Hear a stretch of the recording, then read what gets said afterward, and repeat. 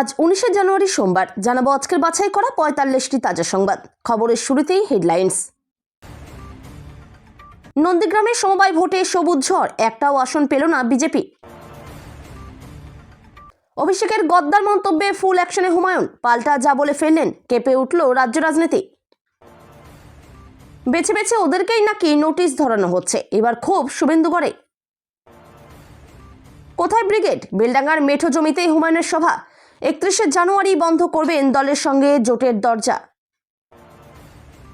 চুলের মুঠি ধরে মার, লাথি, শ্লীলতাহানি। জি 24 ঘন্টার সাংবাদিক সোমা মাইতিকে নির্যাতনে গ্রেপ্তার মাস্টারমাইন্ড। বিধানসভায় পালা বদলের নন্দীগ্রামে শেষ হাসিকার, সমীক্ষায় চাঞ্চল্য। শুভেন্দু হাতে পায়ে ধরার কথা বললেও সিঙ্গুরে টাটাকে ফেরানো নিয়ে চুপ মোদি, আশাহত স্থানীয় বিজেপি। বন্ধ হয়ে গিয়েছিল স্বপ্নের ক্যান্টিন, ছিঁড়ে নিয়েছিল কান। সিঙ্গুর থেকেই বদলের প্রহর গুনছেন দীপালিরা। হিয়ারিংয়ে দাগ পড়তেই তুললেন বিরাট অভিযোগ। এসআইআর শুনানিতে এবার আরেক তৃণমূল সাংসদ। 20 লক্ষ মানুষের অ্যাকাউন্টে পৌঁছে যাবে 60,000 টাকা। চলতি মাসেই টাকা ছাড়ার তোড়জোড় নবান্নর। দিদির দলই ভালো, এসআইআরে হেনস্থা হয়ে নির্বাচন কমিশনের বিরুদ্ধে ক্ষুব্ধ বিজেপি নেতা। সরস্বতী পূজায় বৃষ্টিতে ভাসবে দক্ষিণবঙ্গ, সোম থেকেই আবহাওয়ার পরিবর্তন দেখবে রাজ্য। মাল বিধানসভায় এবার কি বজায় থাকবে পালা বদলের ঐতিহ্য, নাকি হাসি ফুটবে শাসক দলের মুখে? বার্তা.in। আমি এখানেই ছিলাম, এমনকি মৃত পরিযায়ী শ্রমিকের 3 বছরের মেয়েকেও। রণক্ষেত্র বেলডাঙ্গায় এবার বিস্ফোরক ইউসুফ পাঠান। মোদির সভায় ডিম ভাত, সিঙ্গুরে বিজেপি কর্মীদের ভোজের আয়োজন উস্কে দিল তৃণমূলের ডিম ভাত স্মৃতি। ভোটের আগে দলবদল করছেন শীতল হিরণ। প্রধানমন্ত্রীর সফরের মাঝেই অকপট দিলীপ ঘোষ। বিচারপতিদের সামনেই কেন বিস্ফোরক মমতা? সার্কিট বেঞ্চের উদ্বোধনে তুললেন গণতন্ত্র রক্ষার আর্জি। বাংলায় এবার কদফায় ভোট, কমিশন ও বিজেপির ভাবনা অদ্ভুতভাবে মিলে যাচ্ছে। ভোটের মুখে সিঙ্গুরে বিজেপির শক্তি প্রদর্শন, মঞ্চ থেকে বড় প্রতিশ্রুতি মোদির। বেলডাঙ্গায় অশান্তি নেপথ্যে কি গদ্দার? বহরমপুরে বিস্ফোরক অভিষেক। 109 যোগ 77 কত হয়? আসন্ন বিধানসভা ভোটের ফল নিয়ে সুকান্ত নয়া সমীকরণ এখন রীতিমতো চর্চায়। এসআইআর 6,500 শুনানি কেন্দ্রে দিনে 7 লক্ষ ভোটারের শুনানি করবে কমিশন। মালদহে মোদির সভায় ছিলেন না, এবার সিঙ্গুরেও ব্রাত্য, দাবাং দিলীপ। তৃণমূলের আস্থা নেই, মোদি পারবেন কারখানা করতে। টাটা গাড়ির মডেল বানিয়ে এনে আশায় সিঙ্গুরবাসী। মহান নেতা শিবেন্দু শেখর, মালদহের প্রধানমন্ত্রীর মুখে টিএমসির সাংসদ সুখেন্দু শেখরের বাবার নাম কেন? বৈধ ভোটারের নাম বাদ গেলে বিজেপি নেতার চামড়া গুটিয়ে নেওয়া হুমকি বর্ধমানের তৃণমূল নেতার। বাংলা পাল্টাবে না, পাল্টাবেন আপনারা। সিঙ্গুরে মোদি ভাষণ শেষের আগেই নদিয়ার সভা থেকে জবাব দিলেন অভিষেক। প্রধানমন্ত্রীর হাত ধরে জয়রাম বাটিতে গড়ালো রেলের চাকা। সারাদিনে ঠিক কতবার? বাঁকুড়ায় কখন পৌঁছবে এই ট্রেন? বেলডাঙ্গায় অশান্তির পেছনে মিমের হাত, দাবি বহরমপুরের তৃণমূল সভাপতির। নদিয়াতে 8-0 করার ডাক অভিষেকের, মনে হচ্ছে 294টাই এবার তৃণমূল পাবে। তুলোধনা সজলের।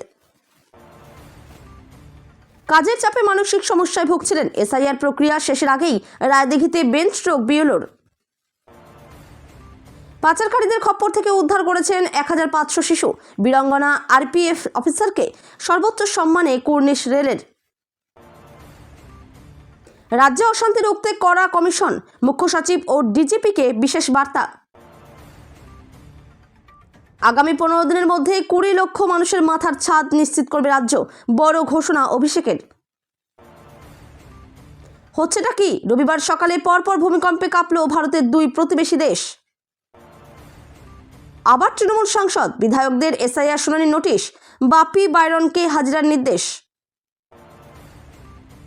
ড্যারিল মিচেলকে ঘাড় ধাক্কা দিয়ে বিতর্কে Virat Kohli, video viral social মিডিয়ায়।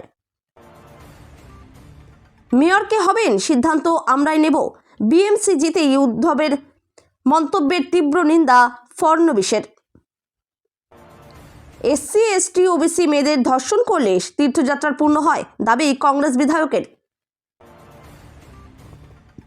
এসআইআর উত্তরপ্রদেশে খসড়া তালিকা থেকে বাদ যাওয়া 2.89 কোটি নামের অধিকাংশই মহিলা, প্রভাব ভোটার অনুপাতে। বেলডাঙ্গায় প্রতিবাদের নামে গুন্ডামি, সীমাহীন অরাজকতা, কেন 30 ঘন্টার পর অ্যাকশন, কি যুক্তি পুলিশের?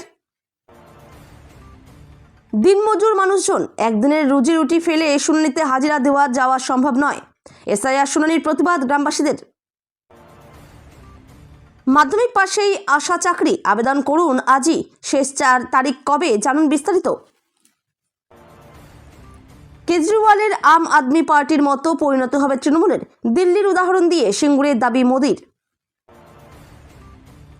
দেখামাত্র মাথায় গুলি, রক্তাক্ত রাজপথ, খামেনেইয়ের শাসনে মৃত্যুপুরী ইরান, মৃতের সংখ্যা 16,000 পার। এতক্ষণ শুনছিলেন আপনারা সংবাদের শিরোনাম, এবারে শুনবেন বিস্তারিত। বিধানসভা নির্বাচনের আর 100 দিনও বাকি নেই। তার আগে নন্দীগ্রামে একটি সমবায় নির্বাচনে সবুজ ঝড় দেখা গেল। শুভেন্দু অধিকারীর বিধানসভা কেন্দ্রের সমবায় নির্বাচনে তৃণমূলের দাপটে উড়ে গেল বিজেপি। নন্দীগ্রাম 2 ব্লকের আমদাবাদ সমবায়ের ডিরেক্টর নির্বাচনে সব আসনে জিতলেন রাজ্যের শাসক দলের অনুগামীরা। খাতায় খুলতে পারল না গেরুয়া শিবির। সমবায় ভোটে জয়ের পর সবুজ আবিরে পরস্পরকে রাঙিয়ে দেন তৃণমূল কর্মী সমর্থকরা।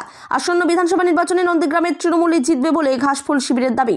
রবিবার আমদাবাদ সমবায় সমিতির 12টি আসনে নির্বাচন হয়। এদিন সকাল থেকেই টান টান উত্তেজনার মধ্যে ভোট গ্রহণ শুরু হয়। আমদাবাদ 1 গ্রাম পঞ্চায়েতের এই আমদাবাদ সমবায় সমিতিতে মোট ভোটার 900 জন। তৃণমূল, বিজেপি এবং সিপিআইএম এই 3টি দলই 12টি আসনে প্রতিদ্বন্দ্বিতা করেছিল। আমদাবাদ কলেজে সকাল 10টায় ভোট গ্রহণ শুরু হয়। ফলাফল শেষে দেখা যায় 12টি আসনের সবগুলিতেই জয়ী হয়েছেন তৃণমূল সমর্থিত প্রার্থীরা। বিধানসভা নির্বাচনের আগে নন্দীগ্রামের সমবায় নির্বাচনে তৃণমূলের এই জয় তাৎপর্যপূর্ণ বলে মনে করছেন রাজনৈতিক মহল। ফলাফল বেরোনোর পর উচ্ছ্বাসে মেতে ওঠেন তৃণমূল কর্মী সমর্থকরা। নন্দীগ্রাম 2 ব্লকের যুব তৃণমূল সভাপতি রবীন জানা বলেন, ভোটার ও দলের কর্মীদের ধন্যবাদ জানাই। নন্দীগ্রামে শুভেন্দু অধিকারীর পতন শুরু হয়েছে, এই সমবায় ভোট সেটা প্রমাণ করল। মুর্শিদাবাদের বেলডাঙ্গার অশান্তিকে ঘিরে রাজনৈতিক উত্তেজনা আরও বেড়েছে। তৃণমূলের সর্বভারতীয় সাধারণ সম্পাদক অভিষেক বন্দ্যোপাধ্যায়ের মন্তব্যের তীব্র প্রতিবাদ জানিয়েছেন সাসপেন্ডেড তৃণমূল নেতা হুমায়ুন কবির। একে অপরের বিরুদ্ধে অভিযোগ পাল্টা অভিযোগে সরগরম হয়ে উঠেছে জেলার রাজনীতি। অভিষেক বন্দ্যোপাধ্যায় কি বললেন? শনিবার বহরমপুরে রোড শো ও জনসভা থেকে অভিষেক বন্দ্যোপাধ্যায় বলেন, বেলডাঙ্গার অশান্তির পিছনে বিজেপি এবং এক গদ্দারের হাত থাকতে পারে। তিনি জানান, এই ঘটনার পর থেকেই অনেকেই তাকে কর্মসূচি বাতিল করার পরামর্শ দিয়েছিলেন, কিন্তু তিনি তা মানেননি। অভিষেকের বক্তব্য, সভা না করলে এই শক্তিগুলি আরও সাহস পেত। তিনি আরও বলেন, ওই গদ্দারকে দল থেকে বহিষ্কার করা হয়েছে এবং ভবিষ্যতে তার আসল চেহারা প্রকাশ্যে আনা হবে। নাম করে হুমায়ুন কবিরকে আক্রমণ করে তিনি বলেন, মানুষে মানুষে বিভাজন সৃষ্টি করে যারা রাজনীতি করে তাদের বিদায় নেওয়া উচিত। হুমায়ুন কবিরের পাল্টা প্রতিক্রিয়া, অভিষেকের মন্তব্যের পরে কড়া জবাব দেন হুমায়ুন কবির। তিনি বলেন, তাকে গদ্দার বলে বেলডাঙ্গার অশান্তির দায় চাপানো সম্পূর্ণ ভিত্তিহীন ও রাজনৈতিক উদ্দেশ্য প্রণোদিত। তার দাবি, তিনি কারো দয়ায় রাজনীতি করেন না, জনগণের ভোটে নির্বাচিত জনপ্রতিনিধি। এসআইআরের শুনানি নিয়ে শুভেন্দুর খাস তালুকায় ক্ষোভ। 900 কিছু বেশি ভোটার বুথে আর ডাক পড়ল প্রায় 350 জনকে। তীব্র ক্ষোভ দক্ষিণ কাথির একটি সংখ্যালঘু এই বুথে। তাদের অভিযোগ, বেছে বেছে সংখ্যালঘুদের এই শুনানির জন্য ডাকা হচ্ছে। যদিও বিজেপি নেতৃত্বের দাবি অভিযোগ ভিত্তিহীন। বিরোধী দলনেতা শুভেন্দুর জেলা পূর্ব মেদিনীপুরের এবার এসআইআরের নোটিশ নিয়ে অসন্তোষ ছড়ালো কাথিতে।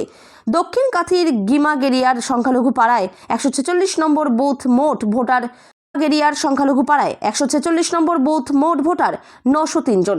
আর এসআইআর পর্ব শুরু হতেই 2002 সালের সঙ্গে যোগ রাখা তথ্যসমূহ জমা করেছেন এই এলাকার বাসিন্দারা। কিন্তু কোনো অদৃশ্য কারণে সংখ্যালঘু বুথ বলেই তাদের বারে বারে এসআইআরের নামে ডেকে হেনস্থা করছে কমিশন। সব তথ্যসমূহ দেওয়ার পরও কেন একসঙ্গে এত মানুষকে ফের নোটিশ? চোখে জল নিয়ে এমনই প্রশ্ন তুলেছেন এক মাটিতেই 50 সালে জন্মগ্রহণ করা এক প্রবীণ ভোটারও। এক গ্রামবাসীর আরও অভিযোগ, কমিশন কোনো কাগজ বা নথি দিচ্ছে না, খালি বিএলও বলছে আর তাতেই জানতে পারলাম। কাথি সাংগঠনিক জেলা তৃণমূলের সম্পাদক সোহেব মোহাম্মদ বলেন, সমগ্র বিষয়টি নিয়ে কমিশন ধোঁয়াশা তৈরি করছে। ব্রিগেডের সভা হচ্ছে না হুমায়ুন কবিরের। তার পরিবর্তে 31শে জানুয়ারি বেলডাঙ্গায় সভা করবেন মমতা বন্দ্যোপাধ্যায়কে চ্যালেঞ্জকারী ও জনতা উন্নয়ন পার্টির প্রধান হুমায়ুন কবির। কোথায় ব্রিগেডে মাঠের বিশাল এলাকার, কোথায় বেলডাঙ্গার সেই মার্বেল দোকানের পাশের সেই মেঠো ধান জমি। তবে হুমায়ুন কবির বলছেন, বেলডাঙ্গাতেই তিনি 10 লাখ মানুষ জড়ো করবেন। ওই দিনে তিনি শাসক দলের মৃত্যু ঘণ্টা বাজাবেন। ব্রিগেডের সভার অনুমতি দেয়নি সেনা। ওই অনুমতি বাতিলের পেছনে বিজেপি ও তৃণমূলের ষড়যন্ত্র দেখছেন হুমায়ুন।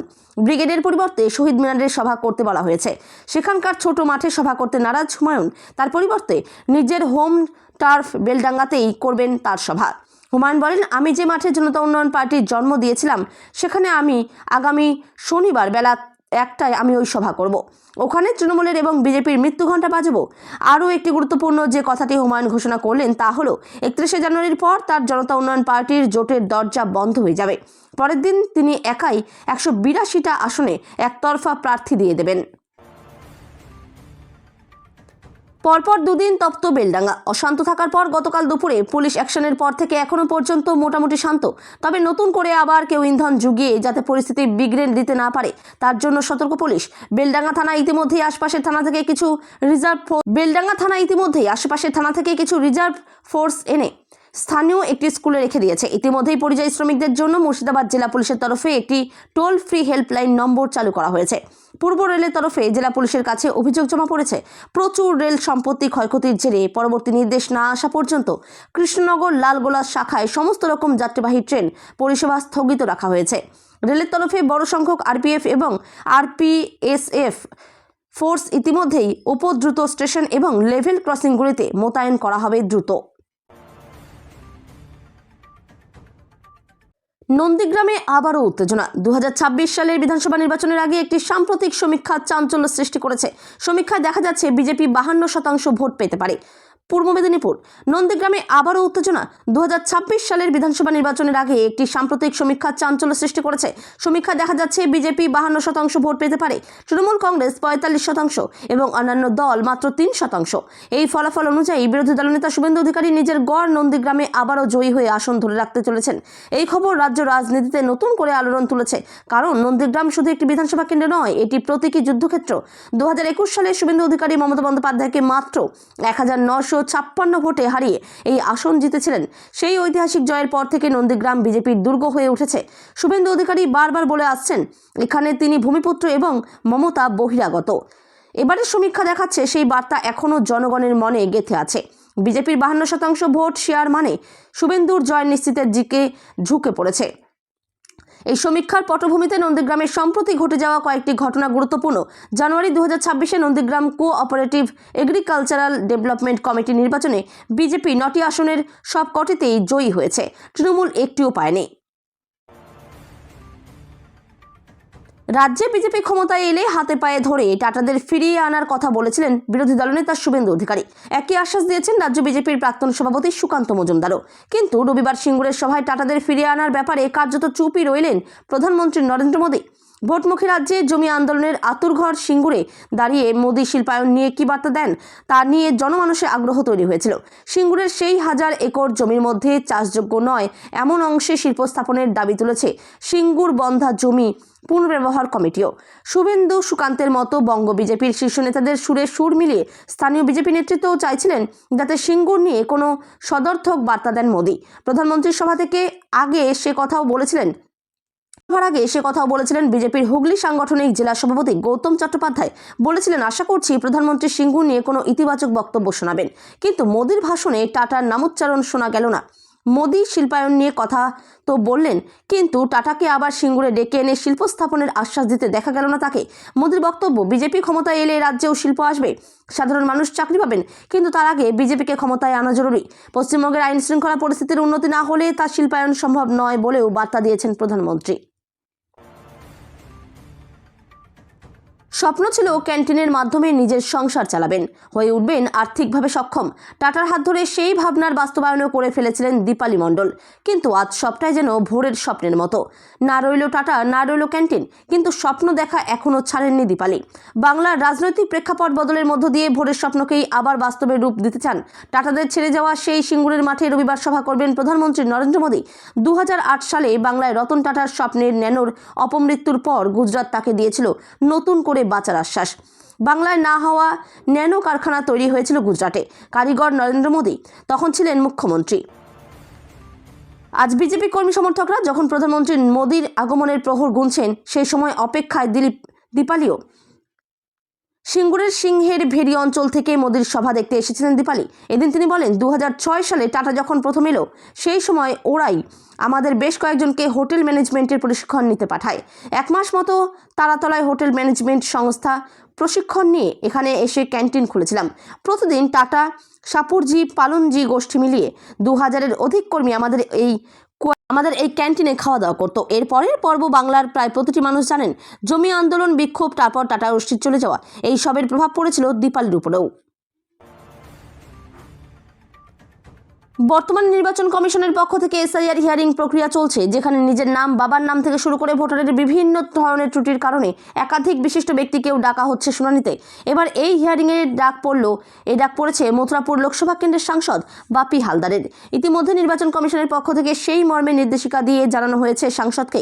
শুনানিতে হাজিরা দেওয়ার নোটিশ পেয়ে সাংসদ বাপি হালদার বলেন, নির্বাচন কমিশন ইচ্ছাকৃতভাবে সংখ্যালঘু ও SC/STদের টার্গেট করে এই ধরনের কাজ করছে। প্রসঙ্গত, এর আগে তারকা সাংসদ দেব, রাজ্যসভার সাংসদ সামিরুল ইসলাম, রাজ্যের বিধায়ক মন্ত্রী জাকির হোসেনও পেয়েছেন এসআইআর শুনানির নোটিশ। এবার একই রকম নোটিশ পেলেন মথুরাপুরের সাংসদ বাপি হালদার। আগামী সপ্তাহে নিজেদের বুথে নথিপত্র নিয়ে ডেকে পাঠানো হয়েছে। এদিকে শুনানির নোটিশ পেতেই সাংসদদের বিস্ফোরক অভিযোগ। তৃণমূল সাংসদের অভিযোগ, সংখ্যালঘু ও তপশিলীদের হেনস্থার উদ্দেশ্যে এটা আসলে বিজেপির পরিকল্পনা। মথুরাপুরের তৃণমূল সাংসদ 134, রায়দিঘি বিধানসভার 62 সৌদিয়াল এপি স্কুলের ভোটার।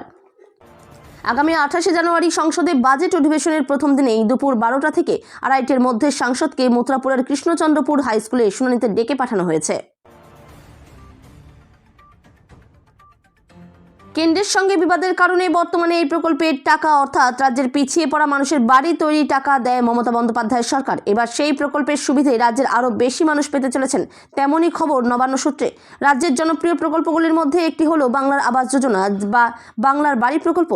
কেন্দ্রের সঙ্গে বিবাদের কারণে বর্তমানে এই প্রকল্পের টাকা, অর্থাৎ রাজ্যের পিছিয়ে পড়া মানুষের বাড়ি তৈরি টাকা দেয় মমতা বন্দ্যোপাধ্যায়ের সরকার। এবার সেই প্রকল্পের সুবিধে রাজ্যের আরও বেশি মানুষ পেতে চলেছেন। তেমনই খবর নবান্ন সূত্রে। নবান্ন সূত্রের খবর, বাংলার বাড়ি প্রকল্পের টাকা জানুয়ারি মাসের মধ্যে পেয়ে যেতে পারেন উপভোক্তারা। তেমনই ব্যবস্থা করা হচ্ছে। জানুয়ারির প্রথমেই টাকা ব্যাংক অ্যাকাউন্টে ঢোকার কথা ছিল, কিন্তু যান্ত্রিক ত্রুটির কারণে টাকা ঢুকতে বিলম্ব হবে। নবান্ন সূত্রের খবর, বাংলার বাড়ি প্রকল্পে উপভোক্তার সংখ্যা এবার বাড়ানো হচ্ছে বলে নবান্ন সূত্রের খবর। আগে মোট 16,05,000 ঘর তৈরির টাকা দেওয়া হবে বলে পরিকল্পনা করা হয়েছিল, কিন্তু বর্তমানে সেই সংখ্যা আরও 4 লক্ষ বাড়ানো হয়েছে বলে নবান্ন সূত্রের খবর। সব মিলিয়ে এই প্রকল্পের সুবিধে পাবেন রাজ্যের 20,05,000 মানুষ।